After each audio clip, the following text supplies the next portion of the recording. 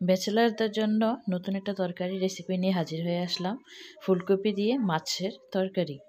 তো প্রথমেই আমি মাছগুলোকে হলুদ লবণ মেখে ভেজে নিব। স্বাভাবিকভাবে মানুষ যেভাবে মাছ ভাজি করে ওইভাবেই, এটা কোনো আর আহামরি কিছু না।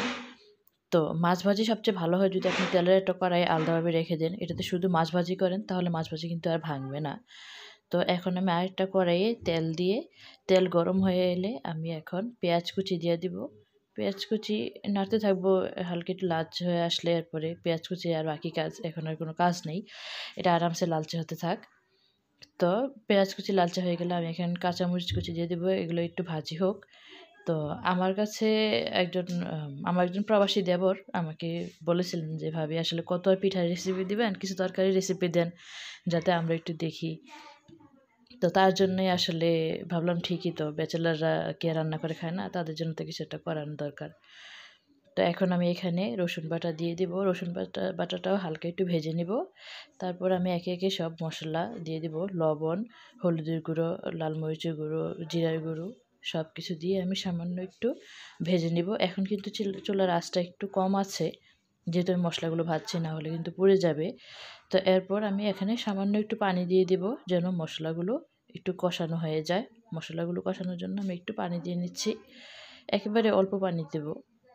তো মশলাগুলো একটু কষানো হয়ে গেলে এটা বলক আসবে, এটা বলক আসার পরে কিন্তু আমি ফুলকপি আলুগুলো দিয়ে দিব। তো আমি এখানে ২টা বড় সাইজের ফুলকপি আর কয়েকটা আলু, কতটুকু হবে, আধা কেজি আলু কয়টা হয় কে জানি, ৪-৫টা আলু, ৪-৫টা আলু আর ২টা বড় সাইজের ফুলকপি কেটে আমি এখানে মশলাগুলোর মধ্যে দিয়ে দিলাম। এখন আমি ভালো করে মশলাগুলো লাগিয়ে নেব ফুলকপির গায়ে। এরপর আমি ঢাকা দিয়ে দিয়ে এগুলা রান্না করব।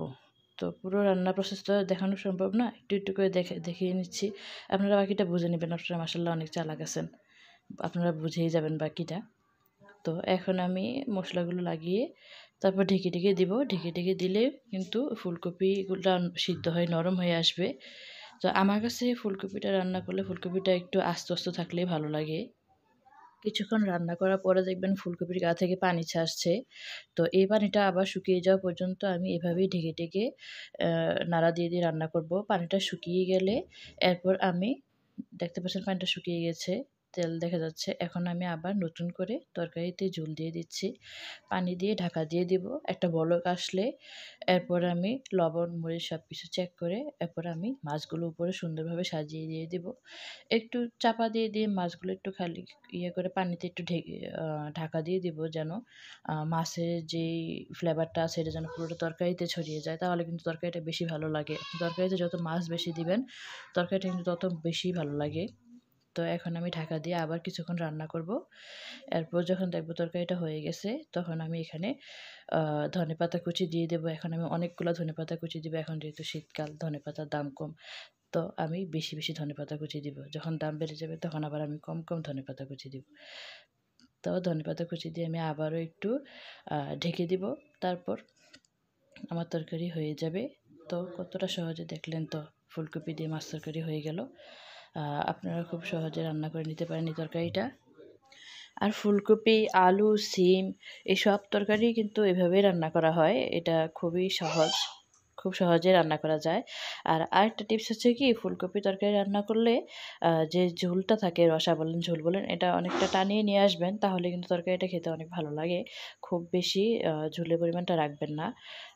তো আমি এখন তরকারিটা থেকে কিছুটা অংশ বেড়ে একটা প্লেটে বেড়ে আপনাদেরকে দেখাচ্ছি তরকারিটা কেমন হয়েছে। আমার কাছে তো খুব ভালো লেগেছে এবং আমার বাসায় সবাই বলেছে যে না, খুব মজা হয়েছে। তো আপনারা একবার রান্না করে এভাবে দেখবেন কেমন লাগে। ভালো লাগলে আমাকে জানাবেন। না জানাইলেও কিছু করার নাই। কি আর করবো, আমি কি আপনাদের ধরতে পারবো যে জানালেন না কেন? আপনাদের ইচ্ছা। তো ভালো থাকবেন। আমার জন্য দোয়া করবেন। আল্লাহ হাফেজ।